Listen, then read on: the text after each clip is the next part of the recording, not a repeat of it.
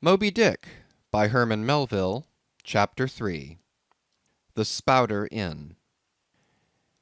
Entering that gable-ended Spouter Inn, you found yourself in a wide, low, straggling entry with old-fashioned wainscots, reminding one of the bulwarks of some condemned old craft. On one side hung a very large oil painting, so thoroughly besmoked and every way defaced that in the unequal cross-lights by which you viewed it, it was only by diligent study and a series of systematic visits to it, and careful inquiry of the neighbors, that you could any way arrive at an understanding of its purpose. Such unaccountable masses of shades and shadows, that at first you almost thought some ambitious young artist, in the time of the New England hags, had endeavored to delineate chaos bewitched. But by dint of much and earnest contemplation and oft-repeated ponderings, and especially by throwing open the little window towards the back of the entry, you might at last come to the conclusion that such an idea, however wild, might not be altogether unwarranted. But what most puzzled and confounded you was a long, limber, portentous black mass of something hovering at the center of the picture, over three blue, dim, perpendicular lines floating in a nameless yeast. A boggy, soggy, squitchy picture, truly, enough to drive a nervous man distracted. Yet was there a sort of indefinite, half-attained, unimaginable sublimity about it that fairly froze you to it, till you involuntarily took an oath with yourself to find out what that marvelous painting meant. Ever and anon a bright but, alas, deceptive idea would dart you through. It's the Black Sea in a midnight gale. It's the unnatural combat of the four primal elements. It's a blasted heath. It's a Hyperborean winter scene. It's the breaking up of the ice-bound stream of time. But at last all these fancies yielded to that one portentous something in the picture's midst. That once found out, and all the rest were plain. But stop, does it not bear a faint resemblance to a gigantic fish, even the great Leviathan himself? In fact, the artist's design seemed this, a final theory of my own, partly based upon the aggregated opinions of many aged persons with whom I conversed upon the subject. The picture represents a Cape Horner in a great hurricane, the half-foundered ship weltering there with its three dismantled masts alone visible, and an exasperated whale, purposing to spring clean over the craft, is in the enormous act of impaling himself upon the three mastheads. The opposite wall of this entry was hung over with a heathenish array of monstrous clubs and spears. Some were thickly set with glittering teeth resembling ivory saws, others were tufted with knots of human hair, and one was sickle-shaped, with a vast handle sweeping round like the segment made in the new-mown grass by a long-armed mower. You shuddered as you gazed, and wondered what monstrous cannibal and savage could ever have gone a death-harvesting with such a hacking, horrifying implement. Mixed with these were rusty old whaling lances and harpoons all broken and deformed. Some were storied weapons. With this once long last, now wildly elbowed, 50 years ago did Nathan Swain kill 15 whales between a sunrise and a sunset; and that harpoon, so like a corkscrew now, was flung in the Javan seas and run away with by a whale years afterwards slain off the Cape of Blanco. The original iron entered nigh the tail, and, like a restless needle sojourning in the body of a man, travelled full 40 feet, and at last was found embedded in the hump. Crossing this dusky entry, and on through yon low-arched way, cut through what in old times must have been a great central chimney with fireplaces all round, you enter the public room. A still duskier place is this, with such low ponderous beams above, and such old wrinkled planks beneath, that you would almost fancy you trod some old craft's cockpits, especially of such a howling night, when this corner-anchored old ark rocked so furiously. On one side stood a long, low, shelf-like table covered with cracked glass cases, filled with dusty rarities gathered from this wide world's remotest nooks. Projecting from the further angle of the room stands a dark-looking den, the bar, a rude attempt at a right whale's head. Be that how it may, there stands the vast arched bone of the whale's jaw, so wide a coach might almost drive beneath it. Within are shabby shelves, ranged round with old decanters, bottles, flasks, and in those jaws of swift destruction, like another cursed Jonah, by which name indeed they called him, bustles a little withered old man, who, for their money, dearly sells the sailors deliriums and death. Abominable are the tumblers into which he pours his poison. Though true cylinders without, within the villainous green goggling glasses deceitfully tapered downwards to a cheating bottom. Parallel meridians rudely pecked into the glass surround these footpads goblets. Fill to this mark, and your charge is but a penny. To this, a penny more, and so on to the full glass, the Cape Horn measure, which you may gulp down for a shilling. Upon entering the place, I found a number of young seamen gathered about a table, examining by a dim light the divers specimens of scrimshander. I sought the landlord, and telling him I desired to be accommodated with a room, received for answer that his house was full, not a bed unoccupied. "But avast," he added, tapping his forehead, "you hain't no objections to sharing a harpooneer's blanket, have ye? I suppose you're going a whaling, so you better get used to that sort of thing." I told him that I never liked to sleep two in a bed, that if I should ever do so, it would depend upon who the harpooneer might be, and that if he, the landlord, really had no other place for me, and the harpooneer was not decidedly objectionable, why, rather than wander further about a strange town on so bitter a night, I would put up with the half of any decent man's blanket. "I thought so. All right, take a seat. Supper? You want supper? Supper'll be ready directly." I sat down on an old wooden settle, carved all over like a bench on the battery. At one end, a ruminating tar was still further adorning it with his jackknife, stooping over and diligently working away at the space between his legs. He was trying his hand at a ship under full sail, but he didn't make much headway, I thought. At last, some 4 or 5 of us were summoned to our meal in an adjoining room. It was cold as Iceland, no fire at all. The landlord said he couldn't afford it. Nothing but 2 dismal tallow candles, each in a winding sheet. We were fain to button up our monkey jackets, and hold to our lips cups of scalding tea with our half-frozen fingers. But the fare was of the most substantial kind. Not only meat and potatoes, but dumplings, good heavens! Dumplings for supper.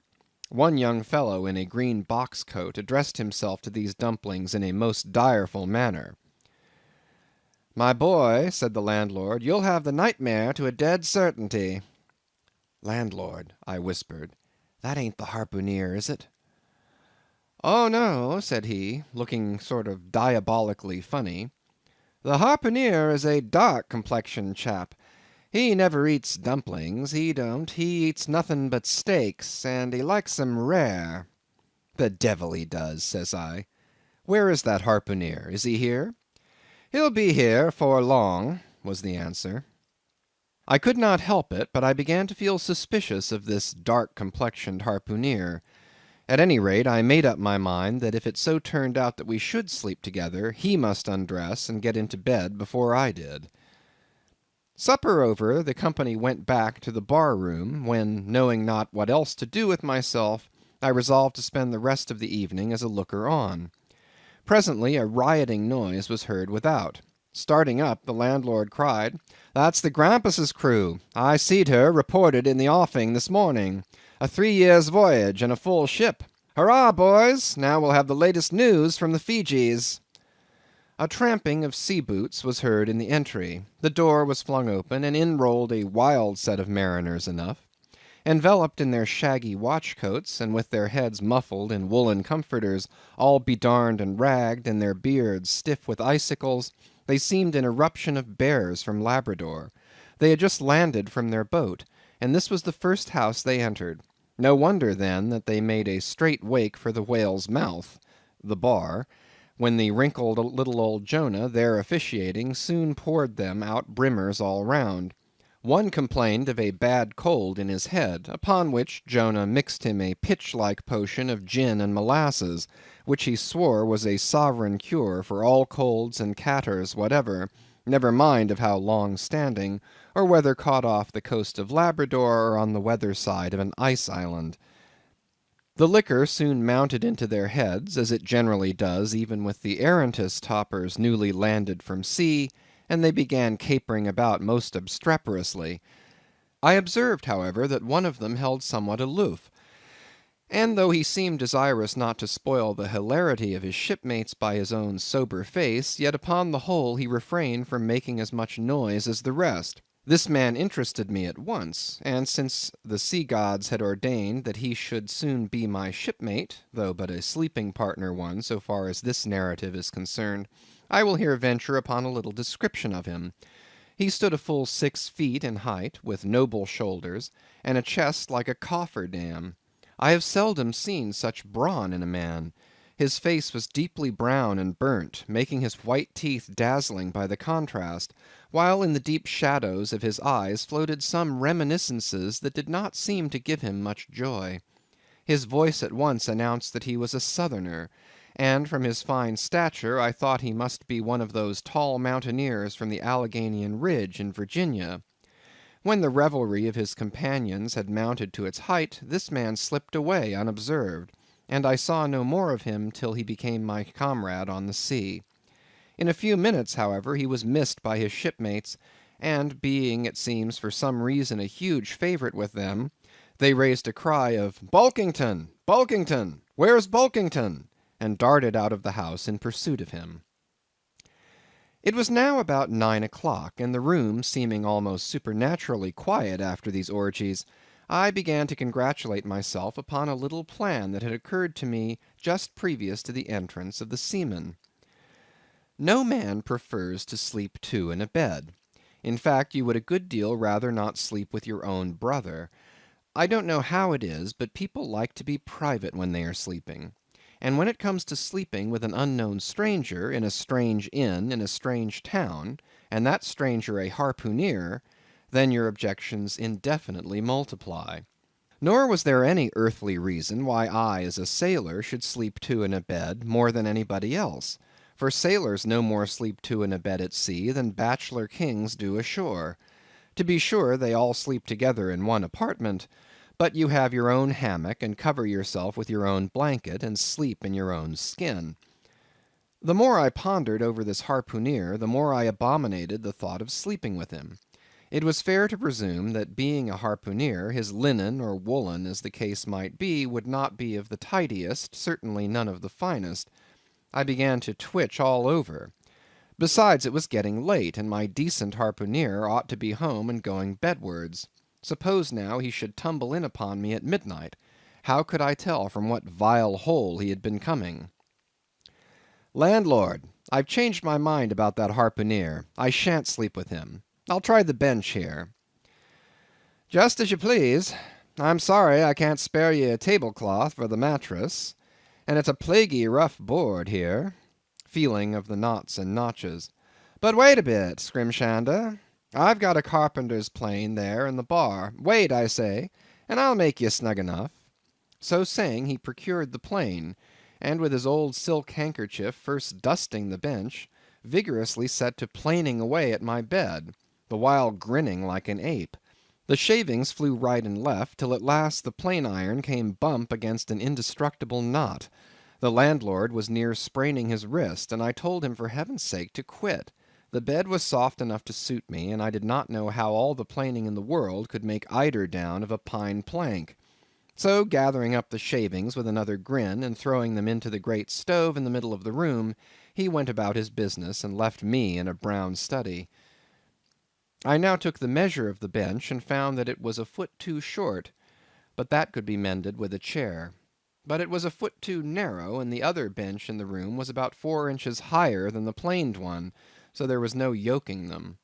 I then placed the first bench lengthwise along the only clear space against the wall, leaving a little interval between for my back to settle down in.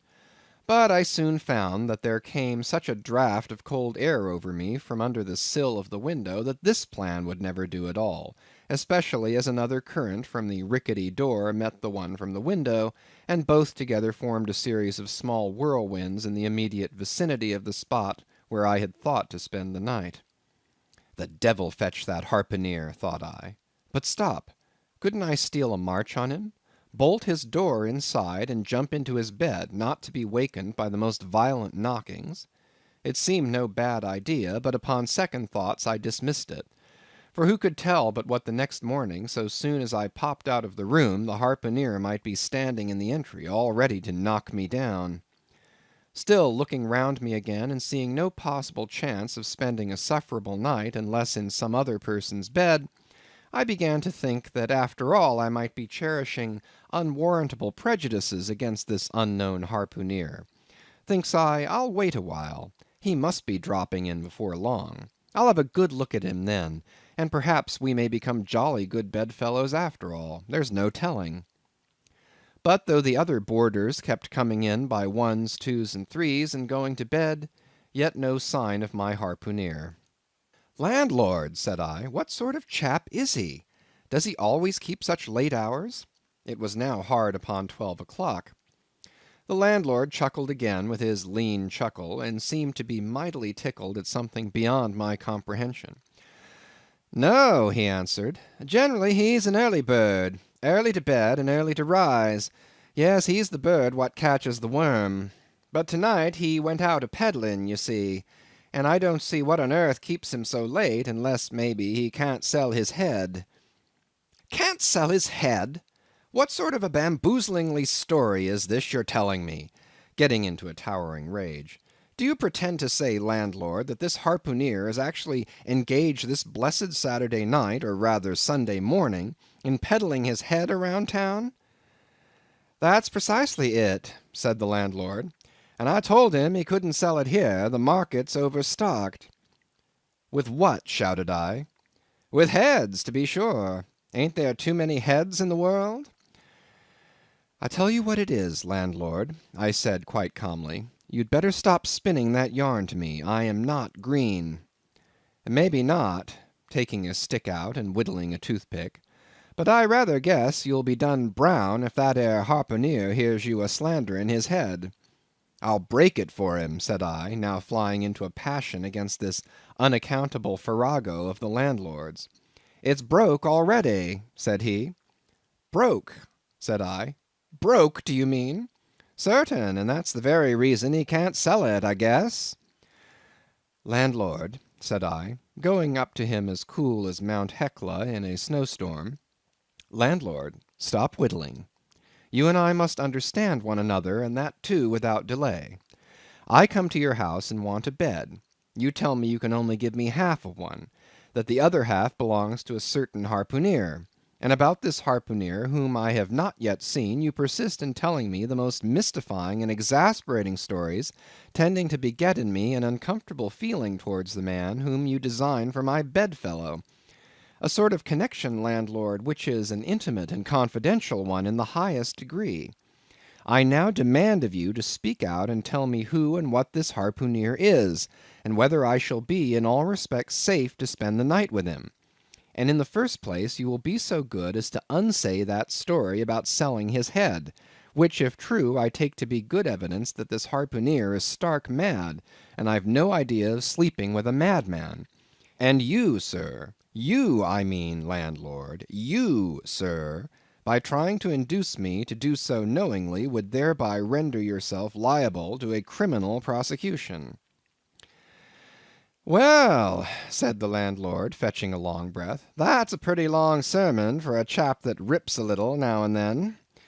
But be easy, be easy. This here harpooneer I've been telling you of has just arrived from the South Seas, where he bought up a lot of bomb New Zealand heads, great curios, you know, and he sold all of 'em but one, and that one he's trying to sell to-night, 'cause to-morrow's Sunday, and it would not do to be selling human heads about the streets when folks is going to churches. He wanted to last Sunday, but I stopped him just as he was going out the door with 4 heads strung on a string, for all the earth like a string of onions. This account cleared up the otherwise unaccountable mystery, and showed that the landlord after all had no idea of fooling me. But at the same time, what could I think of a harpooneer who stayed out of a Saturday night clean into the holy Sabbath, engaged in such a cannibal business as selling the heads of dead idolaters? Depend upon it, landlord, that harpooneer is a dangerous man. He pays regular, was the rejoinder. But come, it's getting dreadful late. You'd better be turning flukes. It's a nice bed. Sal and me slept in that 'ere bed the night we was spliced. There's plenty of room for two to kick about in that bed. It's an almighty big bed, that. Why, afore we give it up, Sal used to put our Sam and little Johnny in the foot of it. But I got a dreaming and sprawling about one night, and somehow Sam got pitched on the floor, and came near breaking his arm. After that, Sal said it wouldn't do. Come along here, I'll give you a glim in a jiffy. And so saying, he lighted a candle and held it towards me, offering to lead the way. But I stood irresolute, when looking at a clock in the corner, he exclaimed, I vomit Sunday. You won't see that harpooneer to-night. He's come to anchor somewhere. Come along, then. Do come, won't you come? I considered the matter a moment, and then upstairs we went, and I was ushered into a small room, cold as a clam, and furnished, sure enough, with a prodigious bed, almost big enough, indeed, for any 4 harpooneers to sleep abreast. There, said the landlord, placing the candle on a crazy old sea-chest that did double duty as a washstand and centre table. There, make yourself comfortable now, and good night to ye. I turned round from eyeing the bed, but he had disappeared. Folding back the counterpane, I stood over the bed. Though none of the most elegant, it yet stood the scrutiny tolerable well. I then glanced round the room, and besides the bedstead and centre table, could see no other furniture belonging to the place, but a rude shelf, the 4 walls, and a papered fireboard representing a man striking a whale. Of things not properly belonging to the room, there was a hammock lashed up and thrown upon the floor in one corner, also a large seaman's bag containing the harpooneer's wardrobe, no doubt in lieu of a land trunk. Likewise, there was a parcel of outlandish bone fish-hooks on the shelf over the fireplace, and a tall harpoon standing at the head of the bed. But what is this on the chest? I took it up, and held it close to the light, and felt it, and smelt it, and tried every way possible to arrive at some satisfactory conclusion concerning it. I can compare it to nothing but a large door-mat, ornamented at the edges with little tinkling tags, something like the stained porcupine quills round an Indian moccasin. There was a hole or slit in the middle of this mat, as you see the same in South American ponchos. But could it be possible that any sober harpooneer could get into a door-mat and parade the streets of any Christian town in that sort of guise? I put it on to try it, and it weighed me down like a hamper, being uncommonly shaggy and thick, and I thought a little damp, as though this mysterious harpooneer had been wearing it of a rainy day. I went up to it in a bit of glass stuck against the wall, and I never saw such a sight in my life. I tore myself out of it in such a hurry that I gave myself a kink in the neck. I sat down on the side of the bed and commenced thinking about this head-peddling harpooneer and his door-mat. After thinking some time on the bedside, I got up and took off my monkey jacket, and then stood in the middle of the room thinking. Then I took off my coat and thought a little more in my shirt sleeves. But beginning to feel very cold now, half undressed as I was, and remembering what the landlord said about the harpooneer's not coming home at all that night, it being so very late, I made no more ado, but jumped out of my pantaloons and boots, and then blowing out the light, tumbled into bed, and commended myself to the care of heaven. Whether that mattress was stuffed with corn cobs or broken crockery, there is no telling, but I rolled about a good deal, and could not sleep for a long time. At last I slid off into a light doze, and had pretty nearly made a good offing towards the land of Nod, when I heard a heavy footfall in the passage, and saw a glimmer of light come into the room from under the door. Lord save me, thinks I, that must be the harpooneer, the infernal head-peddler. But I lay perfectly still, and resolved not to say a word till spoken to. Holding a light in one hand, and that identical New Zealand head in the other, the stranger entered the room, and without looking towards the bed, placed his candle a good way off from me on the floor in one corner, and then began working away at the knotted cords of the large bag I before spoke of as being in the room. I was all eagerness to see his face, but he kept it averted for some time while employed in unlacing the bag's mouth. This accomplished, however, he turned round, when, good heavens, what a sight! Such a face! It was of a dark purplish yellow colour, here and there stuck over with large blackish looking squares. Yes, it's just as I thought, he's a terrible bedfellow. He's been in a fight, got dreadfully cut, and here he is just from the surgeon.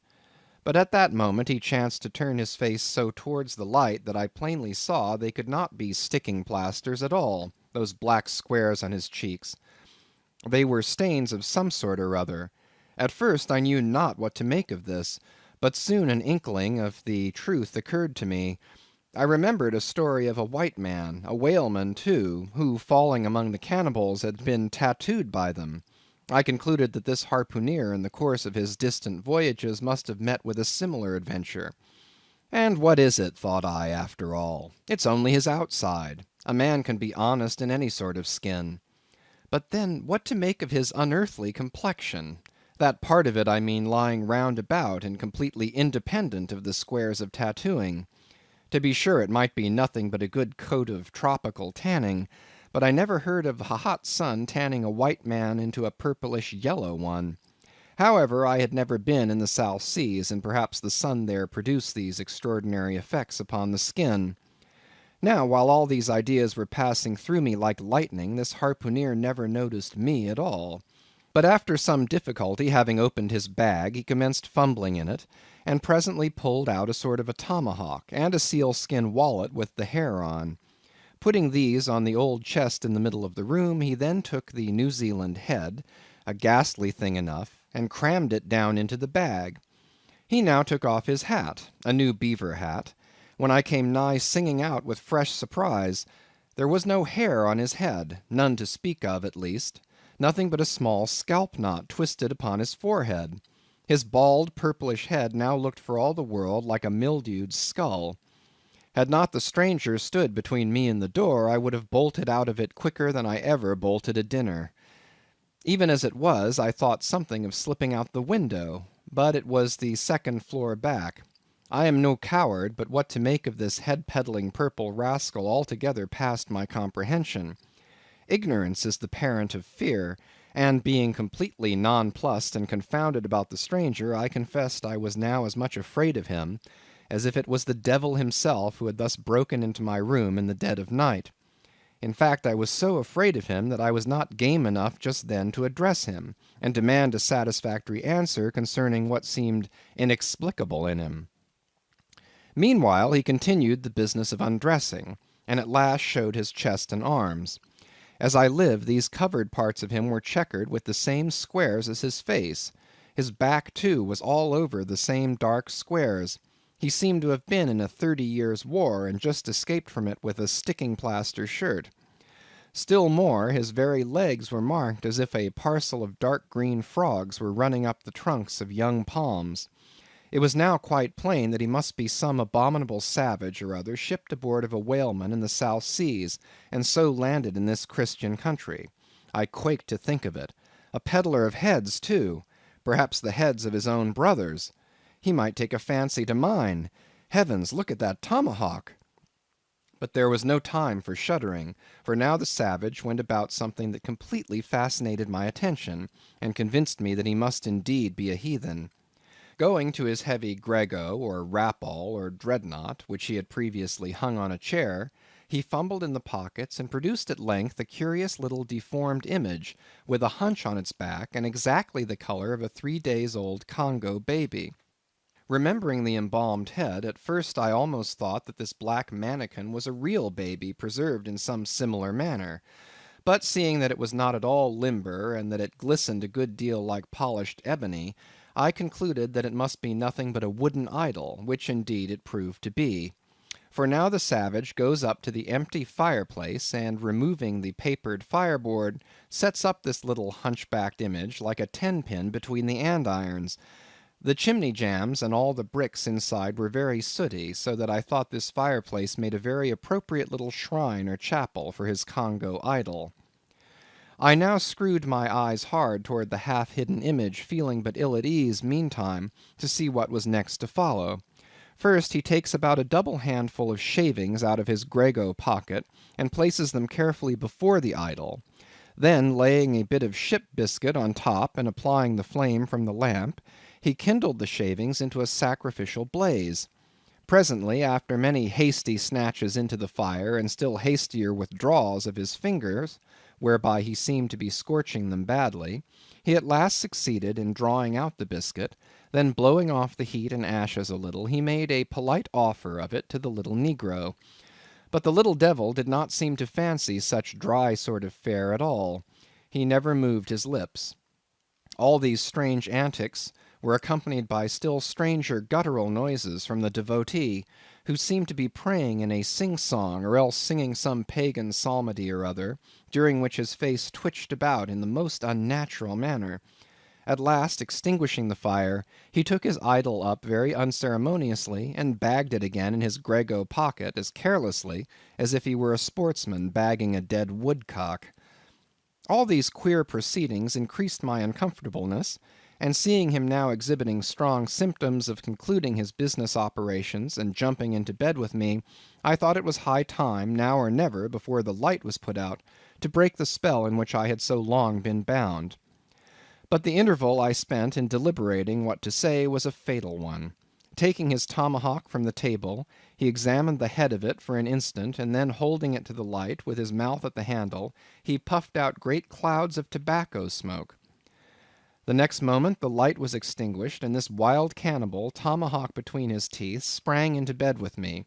I sang out, I could not help it now, and giving a sudden grunt of astonishment, he began feeling me. Stammering out something, I knew not what, I rolled away from him against the wall, and then conjured him, whoever or whatever he might be, to keep quiet, and let me get up and light the lamp again. But his guttural responses satisfied me at once that he but ill comprehended my meaning.